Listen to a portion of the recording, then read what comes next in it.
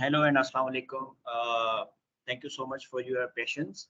Assalamu alaikum, everyone. This is Munsif Raza, and today we are going to have our session on linear regression algorithm in machine learning.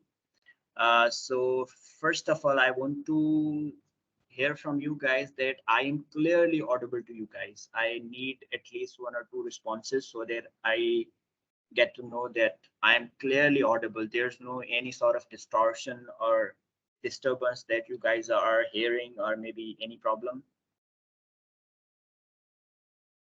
Someone is writing. No, sir, you are audible, sir, clearly. Okay. Thank you so much, dear whosoever he or she was. I mean, he was. Sorry. So finally, we are starting our session. So first of all, I'm going to share my screen.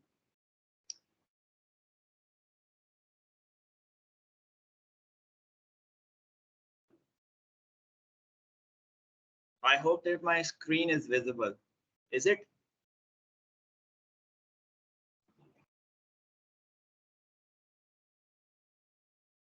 Guys, is my screen visible to you? Yes, sir, now it is visible perfectly. Okay, thank you so much. Thank you so much. Uh,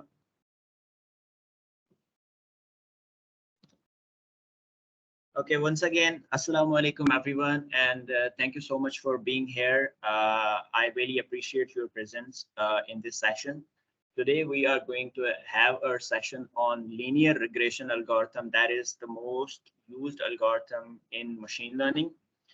And it's very simple algorithm. We will cover first of all the theoretical and mathematical aspect of this algorithm, and then we will have a hands-on practical on this algorithm. So I'm starting with my introduction. This is Munsif Raza, beta MLSA. Apart from that, I am part of different communities that like maybe AWS, GitHub, Campus Expert, and a few others. But let's start with beta MLSA, okay? So today's agenda will be, we will discuss the theory of this algorithm, linear regression.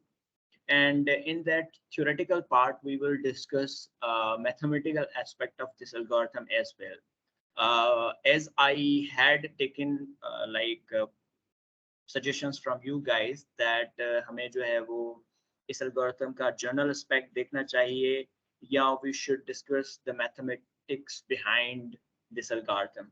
So responses were pretty like 50-50, but again, journal discussion of the algorithm was like winning. So we will discuss like general idea of this algorithm as well, but I have taken a few slides for the mathematical part as well. And then we will have a hands-on, and I have prepared, like I have two options. One is that I will have like pre-written code, and I will just run that code and will explain each and everything to you guys.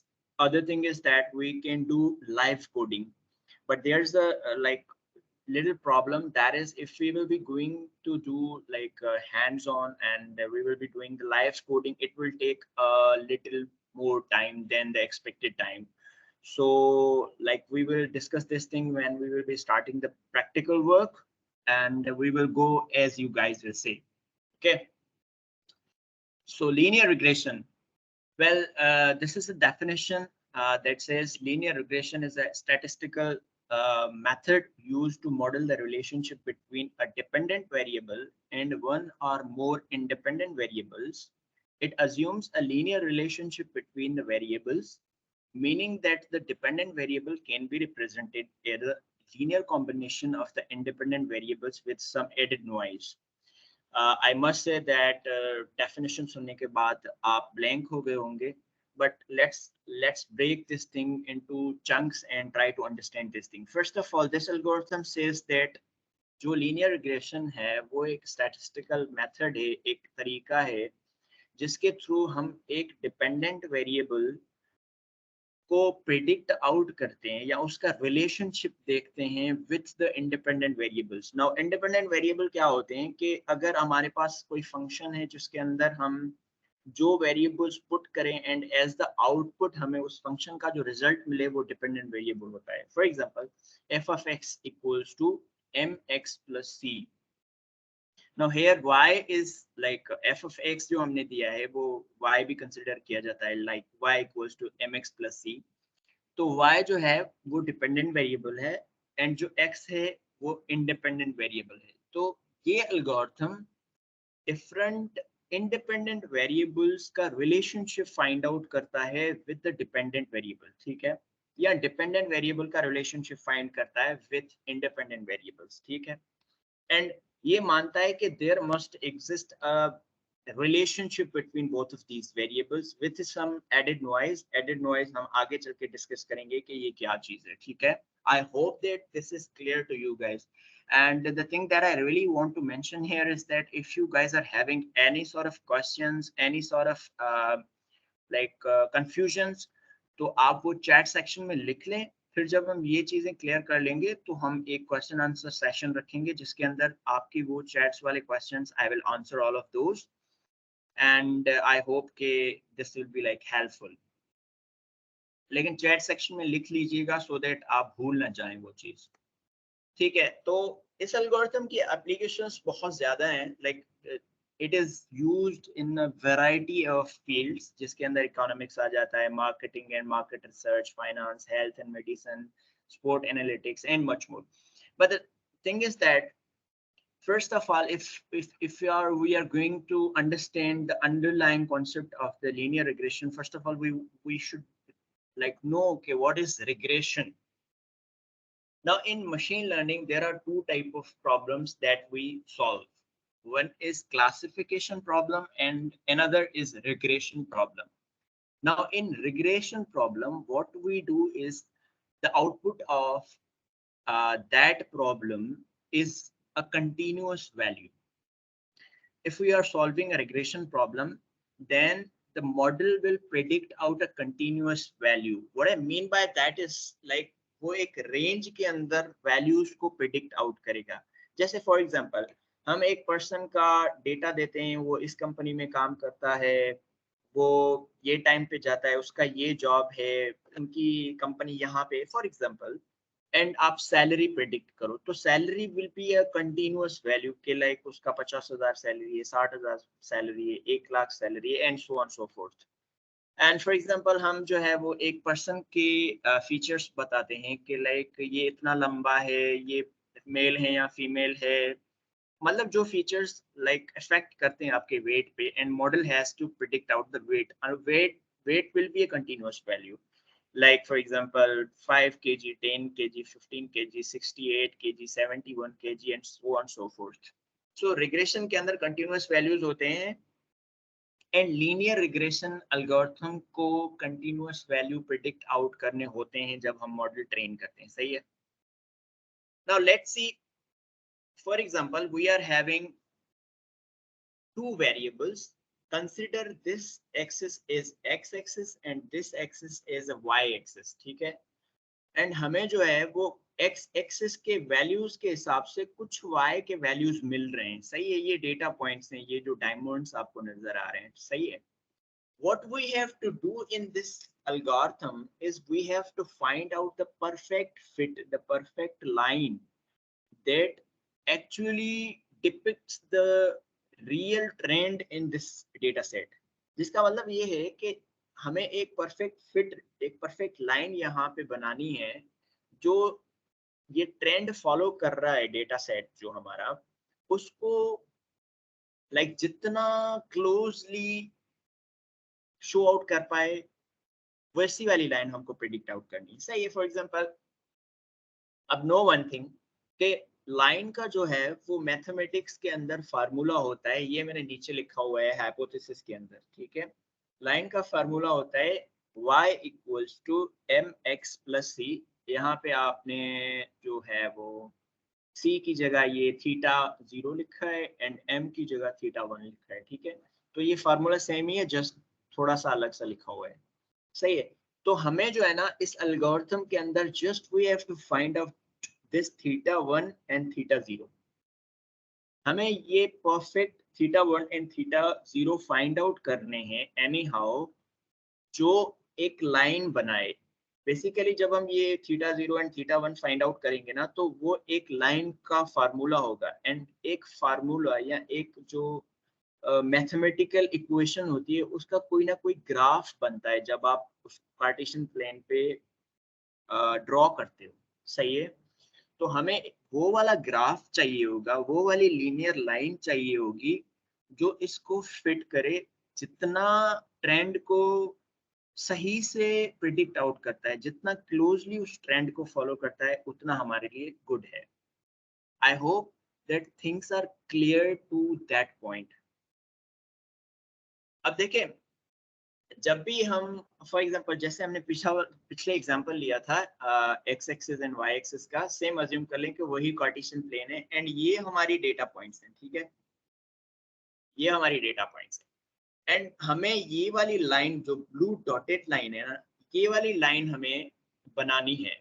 ठीक है, लेकिन considering one thing that is कि जो predicted, अब देखो इस line का मतलब पता है क्या है? इस लाइन का मतलब है कि फॉर एग्जांपल जब भी आप x का वैल्यू यहाँ वाला दोगे, फॉर एग्जांपल यहाँ 5 आता है, तो y का वैल्यू वहां पे ये वाला होगा, ये वाला जो पॉइंट है ना, ये वाला होगा। फिर यहाँ मे बी अज्यूम कर लेते हैं 4 है फॉर एग्जांपल। ठीक है, यहाँ 5 है या 6 है, सो ऑन सो फोर्थ। ठीक है, तो हमें जो है ना, वो जो हमने रियल लाइन बनाई है, जो हमने प्रिडिक्शन के लिए लाइन बनाई है, उसके लिए एक चीज कंसिडर करनी है कि जो ये प्रिडिक्टेड वैल्यू है यहाँ वाले डेटा पॉइंट का, ये प्रिडिक्टेड वैल्यू है, ये प्रिडिक्टेड है, ये इन सब डेटा पॉइंट्स के लिए बेसिकली लाइन पे जो भी पॉइंट आ रहा है वो प्रिडिक्टेड वैल्यू होगा एंड ये रियल वैल्यू है। Now real value and predicted value के बीच में ये जो डिफरेंस है ना, हमें इसको मिनिमाइज करना है। The whole game is around this thing कि हमें ये लाइन बनानी तो है, बट हमें कैसे बनानी है? वो ऐसे बनानी है कि ये जो अच्छा, इसका जो है ना वो रेजिडुअल होता है नेम, जो इसका difference between the predicted and the real value है, उसको हम रेजिडुअल बोलते हैं या एरर बोलते हैं। सही है। तो हमें जो है वो इस एल्गोरिथम को यूज करते हुए एक ऐसी लाइन बनानी है इन डेटा पॉइंट्स के बीच में, जहां पे ये जो एरर है between the predicted and real values वो मिनिमम हो। सही है।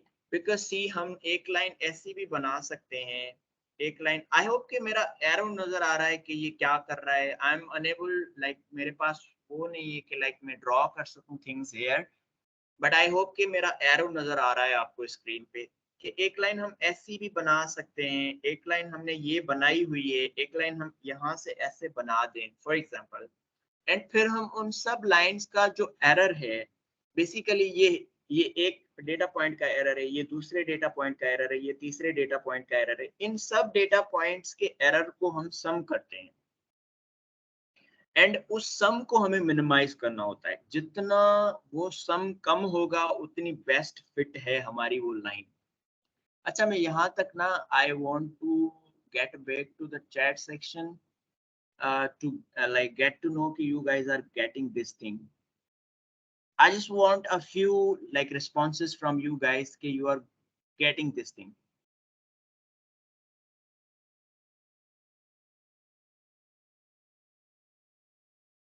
Okay, Rizwansha is typing something.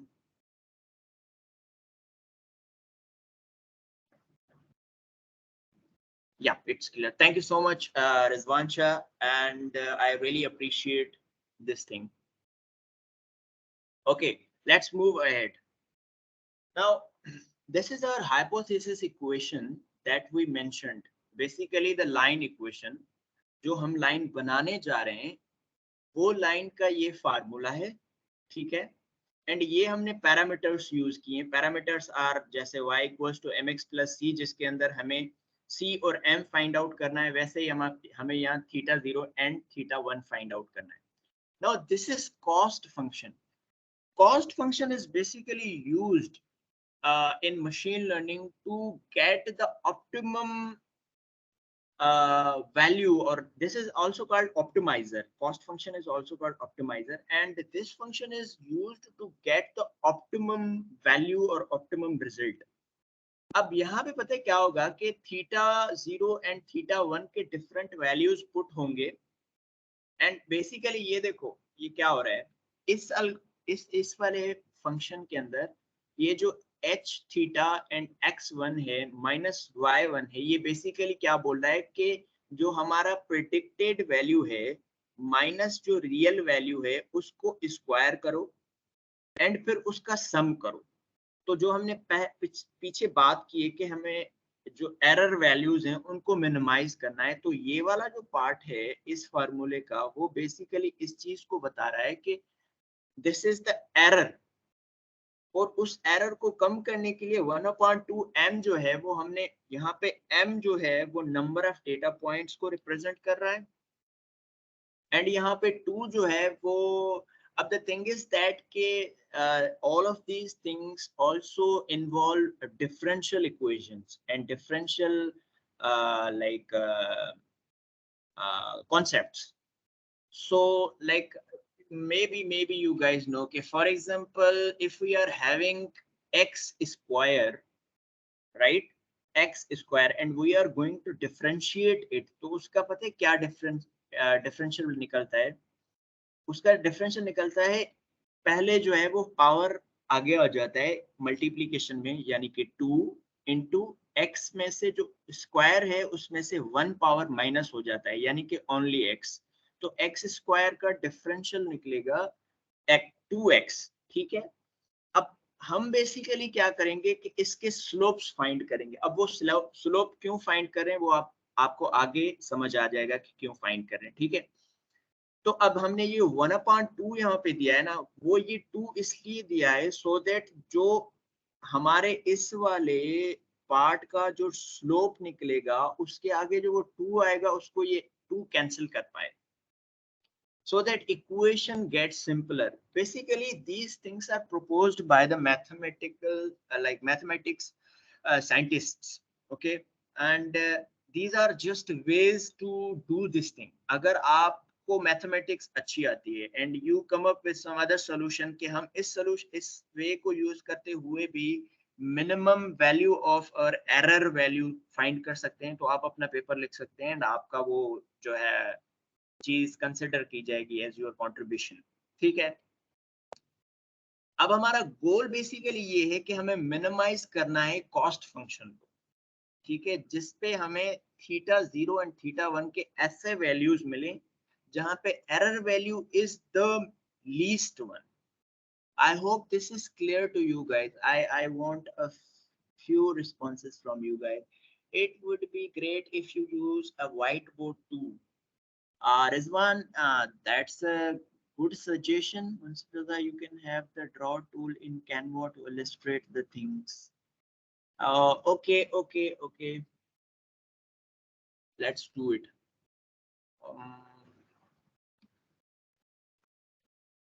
Thank you so much, whosoever has given this idea. I really appreciate this thing.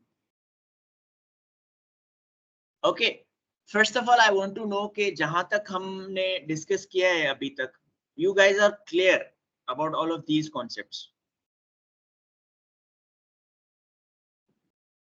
Rashid Ali, yes, clear. Abdulasi, yes, clear. Thank you so much, guys. Thank you so much for your responses. I really appreciate this thing. So now we are going to move ahead. Now the goal is basically to minimize this thing. Our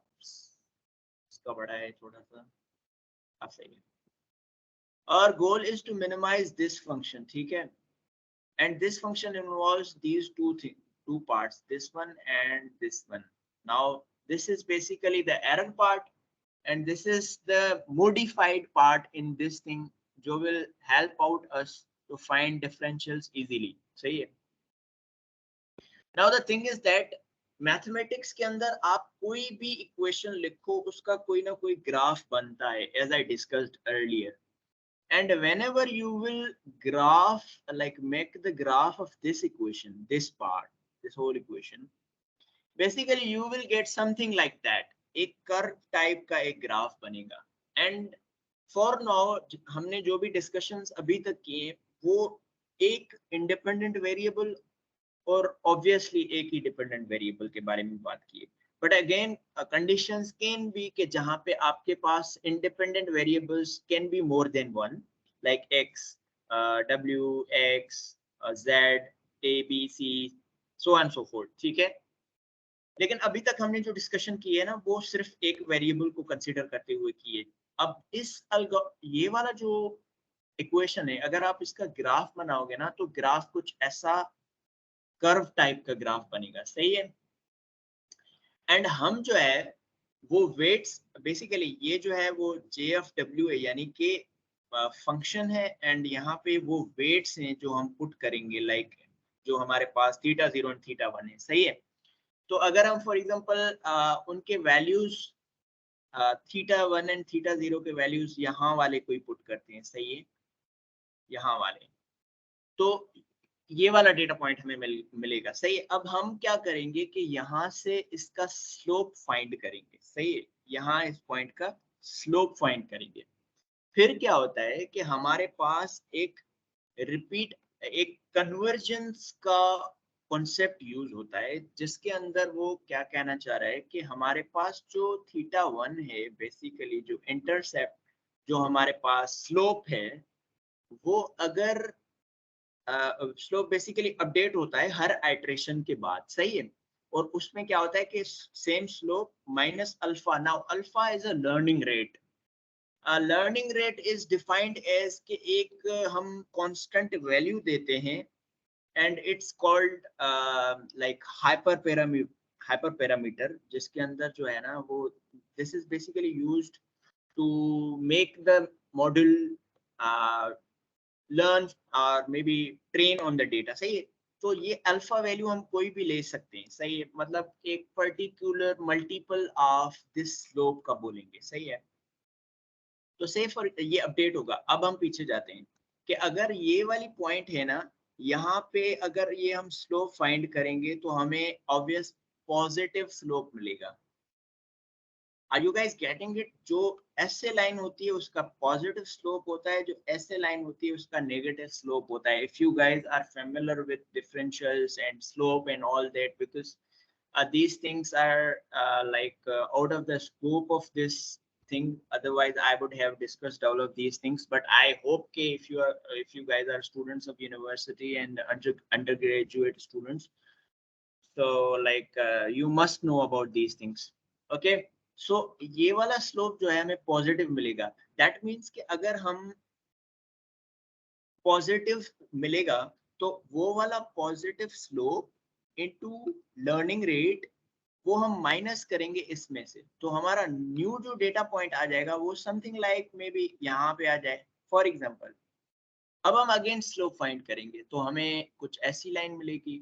अब I am sorry कि ये मैं वो laptop के pad से बना रहा हूँ तो कुछ अजीब सा बन रहा है, but like B with me and like so next point यहाँ पे आ गया, ठीक है। एंड नेक्स्ट इटरेशन आएगा जहाँ पे ये जो है वो अपडेट होगा, सही है। एक पॉइंट आएगा जब हम जैसे जैसे इसको फॉलो करते हुए आएंगे, एक पॉइंट आएगा जहाँ पे स्लोप 0 हो जाएगा। क्योंकि देखो जब जब सीधी लाइन बनती है ना पैरेलल टू द एक्सिस, तो वो वहां पे स्लोप 0 हो जाता है, सही है। तो जहां पे स्लोप 0 आ जाता है, that is the global minimum of that graph, that equation, ठीक है। I hope you are familiar with all of these terms, otherwise I will suggest कि आप ये चीज जो भी मैं मेंशन कर रहा हूँ या वर्ड्स में बोल रहा हूँ वो आप कहीं पे नोट डाउन कर लो एंड बाद में एक्सप्लोर करना, बहुत हेल्पफुल होगा आपके लिए ये चीजें, ठीक है। जब स्लोप 0 हो जाएगा तो वहां पे we will get to know कि this is the global minimum point of this graph, ठीक है। अब हमने ये जो ग्राफ बनाया था, ये जो हमारे कॉस्ट फंक्शन का ग्राफ था, उसकी मिनिमम पॉइंट ये है, यानी कि मोस्ट मिनिमम वैल्यू इस पॉइंट पे आ रहा है। एंड अगर इस पॉइंट पे आ रहा है तो यहाँ पे W के कुछ ना कुछ वैल्यूज होंगे जो हमने वेट्स बताए हैं, जो x0 एंड x और θ0 एंड θ1 का जो हमने वैल्यूज बताए हैं वो कुछ वैल्यूज होंगे. These values are those values जहां पे हमारी लाइन परफेक्टली ट्रेंड को फिट करेगी, मतलब not perfectly, obviously close to the trend fit करेगी. I hope that this is clear to you. अगर आपको कोई क्वेश्चंस हैं तो do ask, otherwise let me know, and like maybe a clear or yes we got it or something like that. I need a few responses.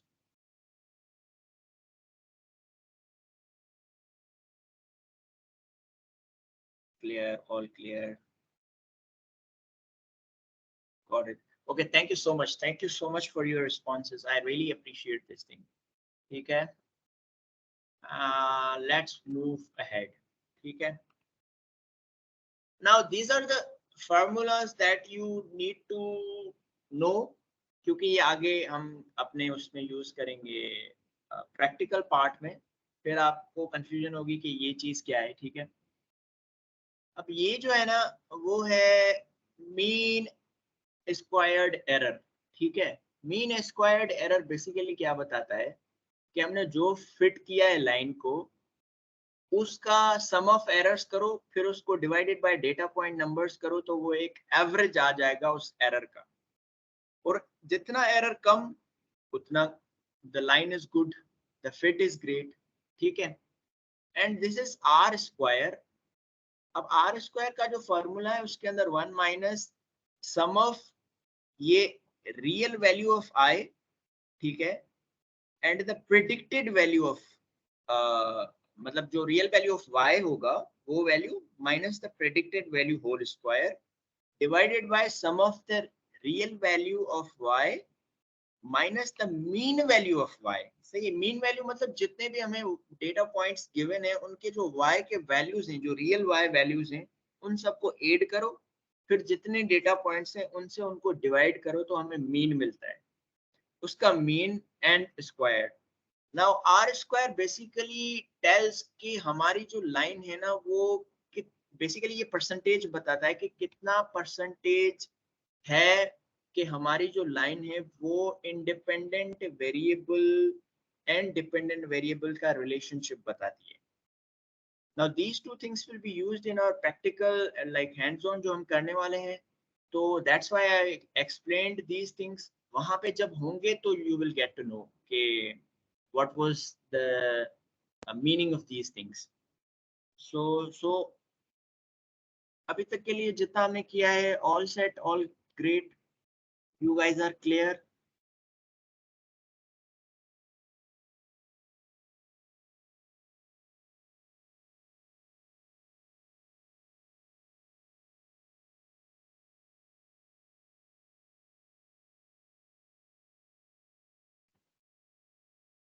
Okay, yeah, got it. Thank you so much. Thank you so much. And now we will like enough theory. I do know that theory part is always the boring one. So let's move towards the practical hands-on. Now the thing is that we have already taken 36 minutes.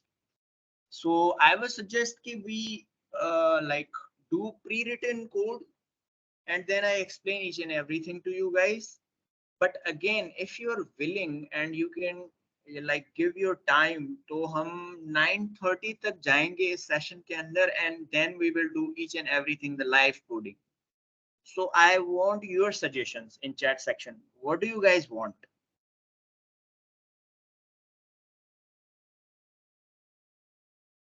The thing that I really want to mention here is that I will provide each and everything to you guys, the slides, the notebook that I will be using, the coding that I will do. I will share that as well with you guys. The written code will be better. Okay. One more, please. One more. A response from any one of you.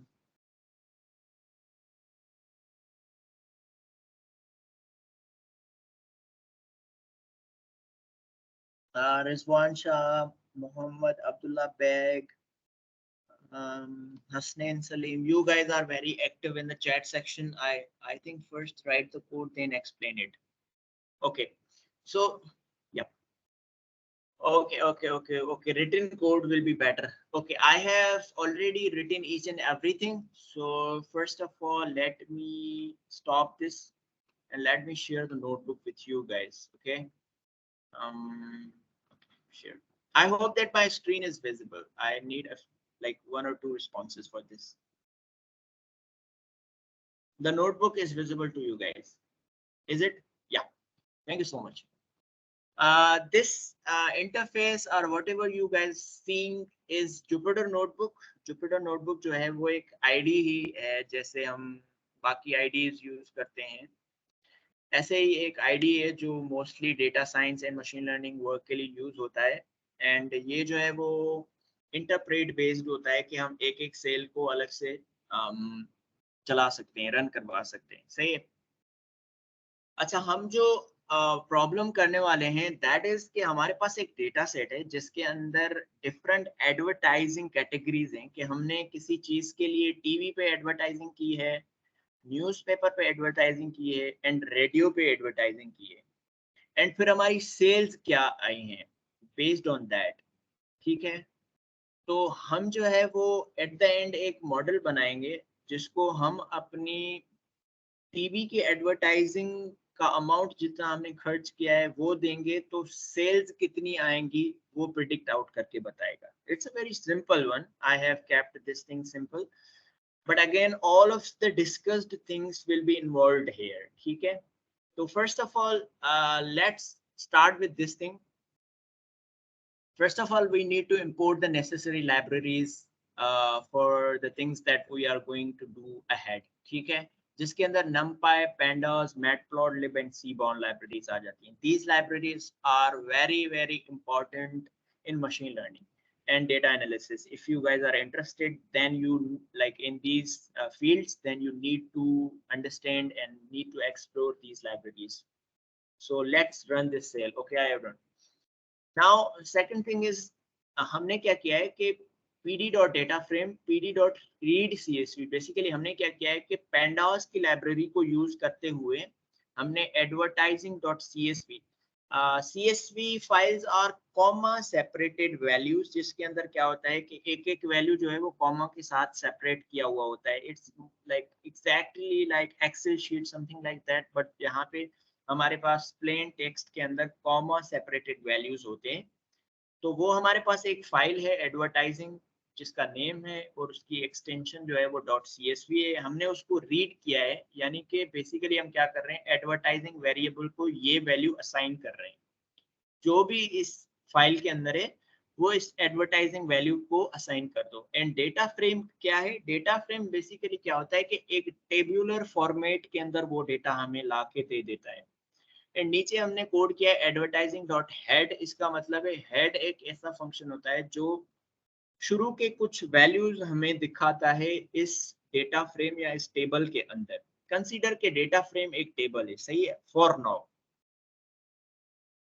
जब हम इसको run कर रहे हैं you will see कि हमारे पास जो है ना वो टीवी के ऊपर हमने कितना पैसा खर्च किया है, रेडियो के ऊपर, न्यूज़पेपर की एडवर्टाइजिंग के ऊपर, and these are the sales that we have got. सही है. अब इनके जो है वो यूनिट्स कुछ भी हो सकते हैं, इनके थाउजेंड्स ले लो और सेल्स के मिलियंस ले लो, अप टू यू. मतलब अभी के लिए हम we are just with numbers. ठीक है. Now advertising.shape will tell us कि इसके अंदर कितने कॉलम्स एंड कितनी रोज हैं. तो हमने ऊपर देखा कि 4 कॉलम्स हैं, TV, radio, newspaper and sales. और इसने जो 200 बताया दैट मींस कि we are having 200 data points. ये जो हमने शुरू के 5 देखे हैं ऐसे 200 हैं. ठीक है.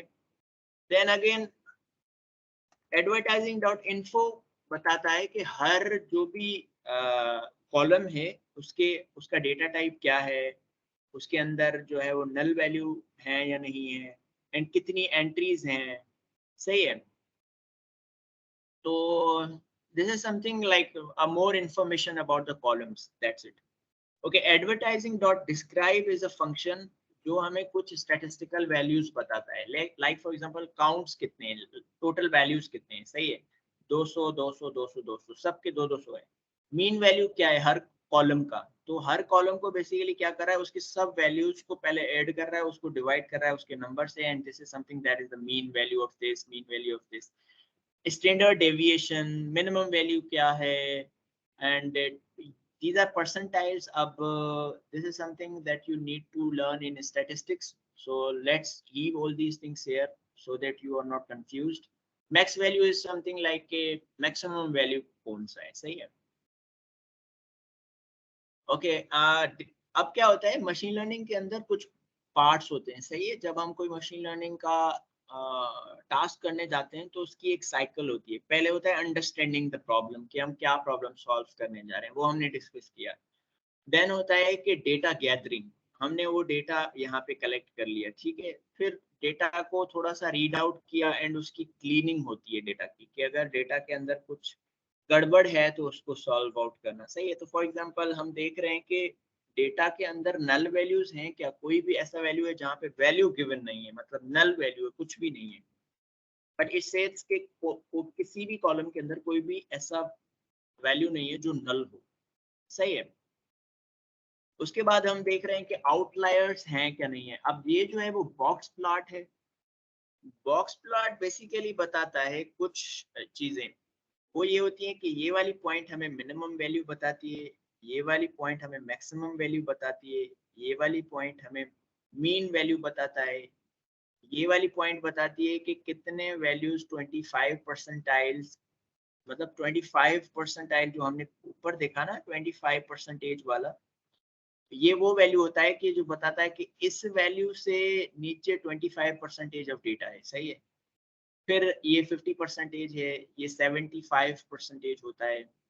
अब आउटलायर्स कहाँ पे मिलते हैं, आउटलायर्स मिलते हैं मैक्सिमम वैल्यू के ऊपर, ये जैसे डायमंड्स जो आप देख रहे हो ना वैसे वाले आउटलायर्स होते हैं, सही है। Now what is outlier? Outlier is basically like जो usual ना हो, जो something is out of the box, कुछ ऐसे values जो यहाँ पे नहीं होने चाहिए थे but हैं, सही है। लेकिन again we can see that we are not having that much number of outliers, तो हम जो है वो इस चीज को neglect करके आगे बढ़ सकते हैं। Otherwise, if we would have like a good number, a large number of outliers, then there are so many ways to tackle that thing, सही है। बट इस प्रैक्टिकल को हमने सिंपल रखा है, दैट्स व्हाई हम उस फंडे के ऊपर नहीं जा रहे, सही। नेक्स्ट स्टेप होता है exploratory data analysis machine learning cycle के अंदर। नेक्स्ट स्टेप ये होता है, अब उस स्टेप के अंदर क्या होता है कि हम बेसिकली डेटा को विजुअल्स के अंदर देख के थोड़ा सा एक्सप्लोर करते हैं कि इसके अंदर क्या क्या है, सही है। तो ये एसएनएस जो है वो हमने सीबॉर्न लाइब्रेरी ऊपर इंपोर्ट की थी। उसके अंदर एक बॉक्स प्लॉट का फंक्शन है जिसके थ्रू हम सेल्स वाले पार्ट का, यहाँ पे देखो हमने टीवी न्यूज़पेपर रेडियो का देख लिया, यहाँ पे हम सेल्स का बॉक्स प्लॉट बनाएंगे। ये सेल्स का बॉक्स प्लॉट है, सही है। देन हम क्या कर रहे हैं कि एक पेयर प्लॉट होता है। बेसिकली पेयर प्लॉट क्या बताता है कि क्या ट्रेंड्स हैं कॉलम्स के एक दूसरे के साथ। अब ये ग्राफ जब बन जाएगा तो you will get to know, सही है। नाउ ये क्या कर रहा है कि वाई एक्सिस पे सेल्स को रखा है, एक्सिस एक्सिस पे टीवी को रखा है, फिर न्यूज़पेपर के लिए अलग बनाया है, फिर रेडियो के लिए अलग बनाया है। अब इन ग्राफ्स को देख के अच्छा एक कॉन्सेप्ट होता है कोरिलेशन। कोरिलेशन इज बेसिकली कि एक वेरिएबल दूसरे वेरिएबल पे कितना डिपेंडेंट है। डिपेंडेंट का मकसद है कि अगर एक वैल्यू को बढ़ा रहे हैं, फॉर एग्जांपल एक्स को बढ़ा रहे हैं तो वाई भी बढ़ रहा है, या एक्स को कम कर रहे हैं तो वाई भी कम हो रहा है। दिस इज डायरेक्ट कोरिलेशन या हाई कोरिलेशन, जिसको हम डायरेक्टली प्रोपोर्शनल भी बोलते हैं, सही है। एक चीज ये हो गया। दूसरा ये हो गया कि इनवर्सली प्रोपोर्शनल होता है कि एक वैल्यू बढ़ा और दूसरा कम हो जाए। दिस इज लो कोरिलेशन, जहां पे बहुत ही कम कोरिलेशन है इन वैल्यूज के बीच में, सही है। तो हम सेल्स और टीवी के एडवर्टाइजमेंट को देखें तो एक हमें ट्रेंड देखने को मिल रहा है कि जितने हम ज्यादा पैसे खर्च कर रहे हैं टीवी एडवर्टाइजमेंट के ऊपर, उतनी सेल्स बढ़ रही है। बट अगर न्यूज़पेपर और रेडियो के केस में देखें ना, तो कोई प्रॉपर ट्रेंड देखने को नहीं मिल रहा है। फॉर एग्जांपल यहाँ पे हम कम पैसे खर्च कर रहे हैं, फिर भी सेल्स ज्यादा हैं। ठीक है, यहाँ पे हमने ज्यादा खर्चा किया है लेकिन फिर भी सेल्स कम है। फॉर एग्जांपल रेडियो के सेंस में भी यही है कि यहाँ पे हमने कम पैसे खर्च किए हैं बट यहाँ पे सेल्स ज्यादा है। यहाँ पे हमने बहुत ज्यादा पैसे खर्च किए हैं लेकिन सेल्स कम है। तो कोई डायरेक्ट रिलेशनशिप या इनडायरेक्ट रिलेशनशिप नजर नहीं आ रहा। But sales and TV advertisement के ऊपर there is a direct relationship, high correlation between both of these. अब कोरिलेशन का एक हीट मैप के थ्रू हम बनाएंगे कि डिफरेंट जो वेरिएबल्स हैं वो एक दूसरे के साथ कितने कोरिलेटेड है। सही है। ये जो कोड है वो बेसिकली नीचे वाला जो हमने ग्राफ बनाया इसको कोड करके बताया। Now let's understand this thing. ये यहाँ पे हमें स्केल दिया गया हुआ है कि जितना ब्लूइश होगा उतना कोरिलेशन स्ट्रॉन्ग है, और जितना ये रेडिश येलोइश है, तो जितना येलोइश होगा उतना ट्रेंड जो है या कोरिलेशन बहुत वीक है। नाउ यहाँ पे हमने चारों कॉलम्स लगाए, यहाँ पे भी चारों कॉलम्स लगाए। ऑब्वियस सी बात है कि जो कॉलम्स आपस में ये डायगोनल के वैल्यूज 1 1 1 इसलिए क्योंकि एक वेरिएबल अपने साथ हाईली कोरिलेटेड होता है। कि ऑब्वियस सी बात है, अगर मैं सेल्स के वैल्यूज को सेल्स के साथ ही बनाने लग जाऊं तो वो एक सीधी सी लाइन बनेगी कि जब 1 था तो उसका भी वैल्यू 1 है, जब 2 था तो उसका भी वैल्यू 2 है। ऑब्वियसली सेम वैल्यूज ही है। अदर थिंग इज दैट कि आप नोट करोगे कि यहाँ पे टीवी एंड सेल्स के कॉलम, दो जो कॉलम्स हैं या दो वैल्यूज हैं, जो दो वेरिएबल्स हैं, उनका आपस में हाई कोरिलेशन है, हाई रिलेशनशिप है, स्ट्रॉन्ग ट्रेंड है इनके बीच में। बाकी ट्रेंड्स इतने ज्यादा नहीं दिख रहे हैं हमें। सही है। तो हम क्या करने जा रहे हैं, अब देखो हमने यहाँ से देखा है कि इन दोनों के बीच में हाई रिलेशनशिप है, तो हम एक मॉडल बनाएंगे जहाँ पे हम अगर टीवी एडवर्टाइजमेंट पे जितना पैसा खर्च हुआ है वो दें तो हमें सेल्स प्रिडिक्ट आउट करके बताए कि कितनी सेल्स आएंगी। सही है। Now these are some like mathematical things जो हमने पहले ही डिस्कस कर लिए हैं, जहाँ पे देखो y equals to C plus m1 x1 m2 x2 अगर ज्यादा वेरिएबल्स हों तो। लेकिन हमने जो है वो एक ही वेरिएबल लिया है, तो हमारे सेंस में क्या होगा, y equals to C plus m1 and TV, यानी कि टीवी एडवर्टाइजमेंट के ऊपर हमने जितने पैसा खर्च किया है वो एक स्लोप एंड एक इंटरसेप्ट। ठीक है।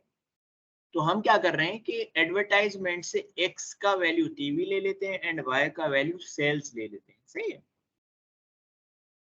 आई होप कि यहाँ तक सब चीजें क्लियर है। I want to know from you guys like a few responses.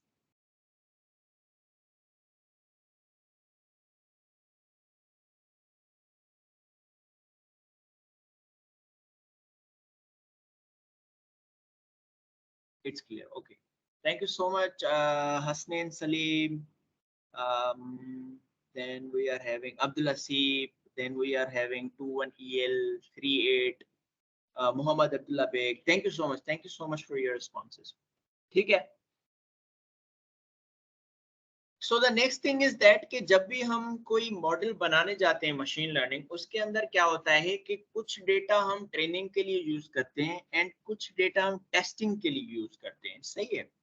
उसका मतलब ये होता है कि फॉर एग्जांपल अगर हमारे पास पूरा 200 डेटा पॉइंट्स का एक डेटा सेट है, तो उस डेटा सेट को अगर हम पूरे के पूरे को ट्रेन करेंगे तो हमें पता कैसे चलेगा, यानी कि टेस्ट उस चीज को कैसे करेंगे कि यार ये मॉडल हमारा कितना अच्छा परफॉर्म कर रहा है। सही है। For that there is a function trend test split in the module of sklearn.model selection। ठीक है। ये बेसिकली क्या करता है, हमारा डेटा सेट लेता है और उस डेटा सेट को अब यहाँ पे हम देते हैं ट्रेनिंग साइज हमने 70% दिया है, टेस्टिंग साइज हमने 30% दिया है। सही। वो क्या करता है, डेटा को, ये हमने देखो x and y data points दिए हैं, ये क्या करेगा, हमें 4 डिफरेंट टेबल्स देगा जिसके अंदर एक्स ट्रेन होगा, यानी कि ट्रेनिंग के लिए एक्स वैल्यूज, उसके वाई ट्रेन यानी कि उसके आउटपुट वैल्यूज क्या हैं, फिर x test and y test, यानी कि एक्स जो टेस्टिंग के लिए पार्ट हमने रखा है उसके ट्रेनिंग पार्ट यानी कि एक्स वाला फीचर, एंड वाई टेस्ट के अंदर होता है वाई वाला फीचर। सही है। और इसको हमने स्प्लिट किया है कि यानी हम 70% ऑफ डेटा जो है वो हमारे 200 में से 70% हम टेस्टिंग के लिए ले रहे हैं और ट्रेनिंग के लिए रहे सॉरी, एंड टेस्टिंग के लिए 30% दे रही है। यहाँ पे हम रैंडम स्टेट जो हमने 100 लगाया है, इसका मतलब है कि हमारा जो सिलेक्शन होगा वो रैंडमली पिक्ड होगा। ऐसा ना हो कि शुरू वाले 70% जो है वो टेस्टिंग को मिल जाए और बकाया के 30% जो है सॉरी शुरू वाले 70% जो है वो ट्रेनिंग को मिल जाए एंड बाकी के 30% जो बचते हैं वो टेस्टिंग को मिल जाए। इससे क्या होता है कि जो ऊपर वाला ट्रेंड था वो हो सकता है 70% के अंदर है एंड नीचे जो 30% है उसके अंदर कुछ अलग ही ट्रेंड हो, तो कंफ्यूजन क्रिएट मतलब वो मॉडल अच्छा नहीं बन पाएगा, हमें पता नहीं चल पाएगा कि मॉडल हमने अच्छा फिट किया है या नहीं। दैट्स व्हाई हम रैंडम सिलेक्शन करते हैं और 100 का मतलब एक बस वैल्यू है कि इतनी रैंडमनेस होनी चाहिए इसके अंदर। सही है। अब हमें वैल्यूज मिल रहे हैं, लेट्स सी कि हमारे एक्सट्रेन के अंदर क्या है। जो हमने एक्सट्रेन हेड लिखा है वो हमें शुरू के वैल्यूज बता रहा है कि लाइक इसने 74th रो लिया है, फिर 3, फिर 1, 1, 8, 5, 2, 6, 9, 0, ये रोज के नंबर्स हैं बेसिकली 200 में से, क्योंकि हमने रैंडमली पिक किया है ना, समझ लो। And these are the values of those rows. से एक्सट्रेन के अंदर हमारा एक्स क्या है, टीवी एडवर्टाइजमेंट के ऊपर खर्च किया हुआ पैसा। अब हम वाई के ऊपर देखते हैं, वाई के वैल्यूज क्या है, ये है वाई के वैल्यूज की हमारी सेल्स इतनी है। आप यहाँ पे भी आप नोट करोगे कि सेम ऊपर वाले वैल्यूज हैं, क्योंकि हमें एक ऐसा टेबल चाहिए था कि जिसका ये एक्स ये है कि तो उसका करस्पॉन्डिंग वाई कौन सा होगा। सही है। Okay, now we are going to build the linear model. जो हमने लीनियर रिग्रेशन का अब तक का डिस्कशन किया है वो हमने डेटा को प्रिपेयर किया, गेट किया, अंडरस्टैंड किया डेटा को स्प्लिट किया है ट्रेन टेस्ट के अंदर। Now comes the real part. सही है। इसके अंदर क्या आ रहा है कि स्टेट्स मॉडल डॉट एपीआई के अंदर यानी एक लाइब्रेरी के अंदर इसके अंदर एक एसएम के नाम से स्टेट्स मॉडल बेसिकली है, उसको हमने जो इंपोर्ट किया है वो एसएम की लाइक एब्रीविएशन से किया है। सही, स्टेट्स मॉडल डॉट एपीआई उसको हमने एज एसएम इंपोर्ट किया है। सही है। अब इसके अंदर क्या होता है, by default the state models जो है library fits a line on the data set which passes through the origin. But in order to have an intercept, you need to manually use add constant attribute of states model. And once you have added the constant to the extreme data set, you can go ahead and fit a regression line using the OLS, यानी कि ordinary least square attribute of states models. ये कहना चाह रहा है कि हमारे पास ये जो स्टेट मॉडल्स का बेसिकली बाय डिफॉल्ट ऐसा होता है कि वो एक लाइन फिट करता है जो ओरिजिन से पास होता है, यानी कि y equals to mx, that's it. इसमें c नहीं होता। तो c को ऐड करने के लिए हमें मैन्युअली यहाँ पे कांस्टेंट ऐड करना पड़ता है। सही है, according to the given data obviously. फिर हम क्या करते हैं कि एक मॉडल है ऑर्डिनरी लीस्ट स्क्वायर्स। अब ordinary least squares is in other words linear regression. ठीक, there are so many like ways to do linear regression. scikit-learn की लाइब्रेरी के अंदर भी linear regression का algorithm होता है जो हम डायरेक्टली यूज कर सकते हैं। बट इसका फायदा ये है कि हम कुछ ग्राफ्स भी देखेंगे जो हमें हेल्प आउट करेंगे टू अंडरस्टैंड द कॉन्सेप्ट। ठीक है, वो आगे चल के मैं आपको दिखाऊंगा। सही है। तो हमने क्या किया है कि एसएम के जो मॉडल्स हैं स्टेट मॉडल्स, उसमें से हमने ओएलएस यानी कि ऑर्डिनरी लीस्ट स्क्वायर्स वाला मॉडल उठाया है, उसको हमने वाई ट्रेन दिया है and x train SM. SM का एक्स ट्रेन एसएम क्या है कि जिसके अंदर हमने कांस्टेंट ऐड किया है। डॉट फिट का मकसद है कि इसको ट्रेन करो। Dot fit is used in like Python का ये एक ऐसा फंक्शन है कि किसी अगर मॉडल के आगे दे दो तो उसको बोलता है कि भाई अब आपको ट्रेनिंग करनी है इस डेटा के ऊपर। सही है, हमने रन कर दिया। अब हमने क्या किया है कि एल और ये जो हमने मॉडल बेसिकली सेव किया है वो एल आर के एक वेरिएबल के अंदर सेव किया है, and L R dot parameters, इसका मतलब ये है कि हमने अपनी बेस्ट फिट लाइन कर दी है। अब उसने बेस्ट वैल्यूज वो फाइंड कर दी हैं जो अगर हम पुट करेंगे अपने फार्मूला के अंदर तो हमें बेस्ट फिट लाइन मिलेगी।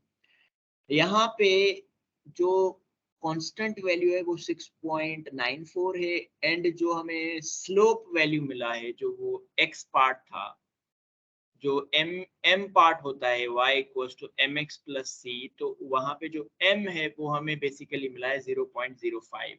ठीक है, ये स्लोप है और ऊपर वाला कांस्टेंट है जो c वाला पार्ट है। ठीक है, now let's print the summary of this. इस समरी के अंदर बहुत सारी डिटेल्स हैं इस मॉडल के हिसाब से, but like there are so many things जो हम यहाँ पे एक्स्ट्रा हैं जो we have not discussed, and these are some advance things, but let's just talk about a few things जो हमने पहले भी डिस्कस किए हैं। सही है, जिसमें आता है R squared. Now R squared basically आप देख सकते हो यहाँ पे ये दिखा रहा है 0.81। सही है, तो इसका मतलब है कि 81.6% हमारी जो टीवी का हमने टीवी मार्केटिंग के ऊपर जो पैसा खर्च किया है ना, उससे हम सेल्स प्रिडिक्ट कर सकते हैं। यानी कि जो सेल्स हैं वो 81.6% डिपेंडेंट हैं जो टीवी मार्केटिंग के ऊपर पैसा खर्च किया गया है। सही है, तो अब हमें जो है ना वो अपनी इक्वेशन बेसिकली मिल गई है, ये वाली जो हमें उस लाइन की बताती है कि सेल्स इक्वल्स टू ये सी वाला पार्ट, ये एम वाला part, and this is variable. सही है, now let's plot a function. You see, अब क्या हो रहा है कि ये सेल्स एंड टीवी का जो हमने ग्राफ देखा था उसके ऊपर जो बेस्ट फिट लाइन आई है वो ये वाली लाइन है। ये हमने स्केटर्ड प्लॉट पहले प्लॉट किया है, उसके ऊपर हमने वो वाली लाइन प्लॉट की है, ये वाली। सही है, अब पार्ट आता है ओके, यहां तक सब कुछ क्लियर है।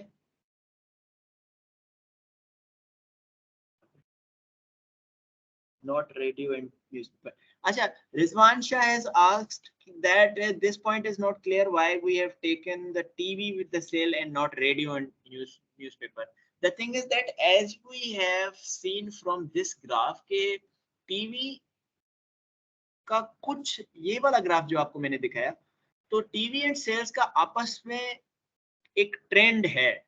यानी कि देखो, machine learning is all about journalizing the trends existing in the data set. Okay, अब यहाँ पे एक ट्रेंड है, किसी ट्रेंड को फॉलो कर रहा है ये चीज। फॉर एग्जांपल अगर न्यूज़पेपर एंड रेडियो को हम कंसीडर करते हैं ना, तो कोई खास ट्रेंड नहीं नजर नहीं आ रहा।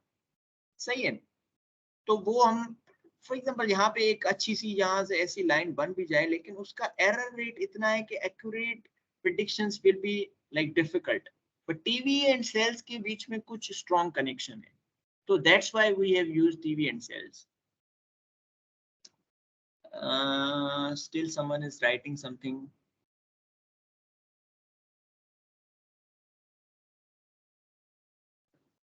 Okay, it's clear, says Hasnain Salim.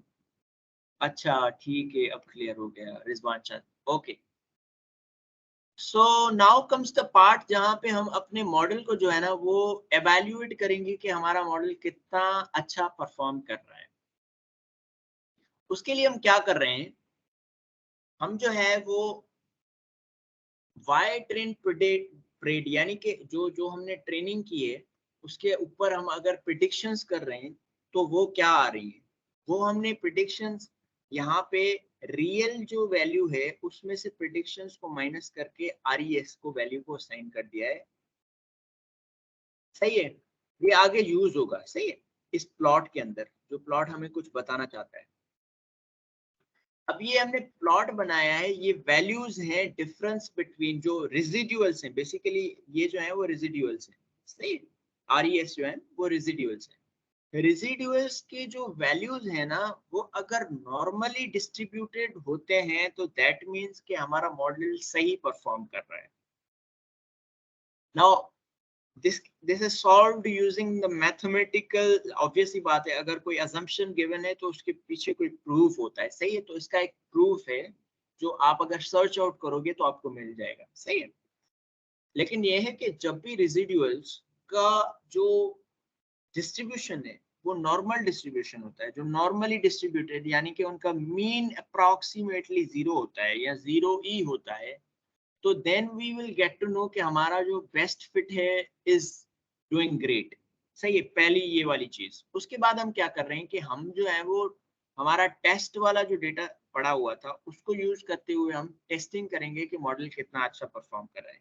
वो जो ऊपर हमने किया वो एक पॉइंट था कि हमने मॉडल को देखा कि हाँ this is performing good, but let's see कि वो टेस्ट वाले डेटा पे सही परफॉर्म कर रहा है या नहीं। तो हम क्या कर रहे हैं, पहले टेस्ट वाले में जो है वो कांस्टेंट ऐड कर रहे हैं, जैसे हमने ऊपर देखा था, क्योंकि इसके अंदर मेनू बाय डिफॉल्ट कांस्टेंट नहीं होता है। देन हम जो है वो प्रिडिक्शन कर रहे हैं एक्स टेस्ट को यूज करते हुए, और वो वाई प्रेड के अंदर वैल्यूज सेव कर रहे हैं, सही है। और हम ये वाई प्रेड के वैल्यूज देख रहे हैं, डॉट हेड का मतलब है कि उस वाले टेबल के अंदर वाले शुरू वाले 5 वैल्यूज आप दिखा दो। अब दो जो है वो मैट्रिसेस यूज होती हैं टू नो कि एक रेग्रेशन मॉडल कितना अच्छा परफॉर्म कर रहा है। एक होता है मीन स्क्वायर्ड एरर, दूसरा होता है आर स्क्वायर स्कोर, सही है। तो जितना मीन स्क्वायर एरर कम, उतना हमारा मॉडल अच्छा परफॉर्म कर रहा है, सही है। तो हम ये बेसिकली scikit-learn मैट्रिक्स जो लाइब्रेरी के अंदर से हम ये वाला function mean squared error import कर रहे हैं and R square score import कर रहे हैं, सही है। अब हम क्या कर रहे हैं, हमें जो मीन स्क्वायर्ड एरर मिल रहा है वो हम कैसे फाइंड कर रहे हैं, जो हमने पीछे डिस्कस किया था, जो मैंने आपको स्लाइड्स में बताया था कि हम क्या करते हैं, पहले हम जो वाई टेस्ट है रियल वैल्यूज, फिर जो है वो प्रिडिक्टेड वैल्यूज, उसके डिफरेंसेस निकालो, फिर उसको स्क्वायर करो, फिर डिवाइडेड बाय जो है वो नंबर ऑफ डेटा पॉइंट्स करो। तो ये फंक्शन बेसिकली ये करता है। फिर उसको इसने स्क्वायर रूट किया है क्योंकि हम RMSE फाइंड कर रहे हैं, सही है। वैसे हम MSE के थ्रू भी कर सकते हैं, यानी कि मीन स्क्वायर्ड एरर, लेकिन रूट मीन स्क्वायर एरर एक दूसरा मैट्रिक्स है जो हम यूज करते हैं, मतलब थिंग्स आर सेम, जस्ट हमने उसको स्क्वायर रूट किया है, सही है। तो दिस इज अ वैल्यू। अब हम ये बहुत ही कम वैल्यू हमें मिल रहा है, तो दैट मीन्स कि हमारा मॉडल इज डूइंग ग्रेट, सही। और आर स्क्वायर्ड एरर हमने पहले भी पीछे डिस्कस किया था, वही हम निकाल रहे हैं। तो देखो हमारे पास ये आर स्क्वायर्ड एरर आया इतना, दैट मीन्स हमने जो ऊपर देखा था तो हमारा मॉडल बता रहा था कि 81.6% था आर स्क्वायर्ड। अब यहाँ पे आर स्क्वायर्ड कितना आया है, 0.79, यानी कि test data set and trained data set के बीच में a little difference between R squared error. तो मतलब अगर क्लोज है तो मॉडल इज परफॉर्मिंग वेल, सही है। और फिर हमने ये हमारी टेस्ट डेटा सेट की डेटा पॉइंट्स को पहले प्लॉट किया है, और उसके ऊपर हमने ये अपनी लाइन जो बेसिकली हमने मॉडल के थ्रू गेट की है उसको हमने ड्रॉ किया है। देखो ये इस ट्रेंड को फॉलो कर रहा है। So that was all about linear regression and the model, the mathematics, and each and everything. I hope you guys are clear. And if you guys are having any questions, I would be glad to answer you. Sir आपने पिछली मर्तबा notebook share नहीं की थी, just recording share की थी, please इस मर्तबा नोटबुक भी शेयर कीजिएगा। Extremely sorry Mohammad Jamal, if I have not shared, I will definitely share this one. I will. It's clear. Rashid Ali says it's clear. If you guys are having any question, I will be glad to answer.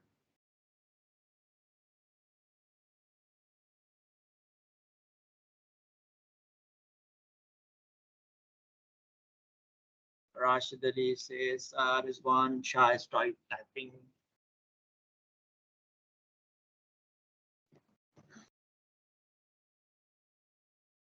Okay, one thing that I want to mention here is that मैंने अपने description के अंदर आपको ये भी बताया था कि you guys will get a chance to win premium LinkedIn। तो जो लोगों ने यहाँ पे ज्वाइन किया है आप सब लोगों का अटेंडेंस है इस चैट सेक्शन के अंदर एंड मुझे मिल जाएगा, then what I will do is मैं एक रैंडम फंक्शन को लाइक प्ले करूंगा जिसके अंदर आपके नेम्स होंगे एंड फिर एक लकी ड्रॉ टाइप थिंग होगा जिसके अंदर किसी एक one of like you will get premium LinkedIn. Like मैं सोच रहा था कि हम कोई क्वेश्चन आंसर का वो भी कर लेंगे, but the thing is that we are not having that much time, so I will do this thing, ठीक है? And one of you lucky one will get premium LinkedIn. Very well explained. Thank you so much, Rashid Ali. I like the view. Thank you so much, Hasnain Salim. So I think that every one of you is clear and we are done with today's session. I hope that you guys got something out of this, and I hope that this will help out like in any form in your life. So thank you so much for this session. It helped a lot. Okay. Thank you to 1EL038, Monica. Thank you, sir. Thank you, Monica. Rizwan, thank you, sir. Well explained. Thank you, Rizwan. Abdul Asif, thank you so much for clearing my concept. Abdul Asif, thank you so much. Okay, so I am stopping the recording here.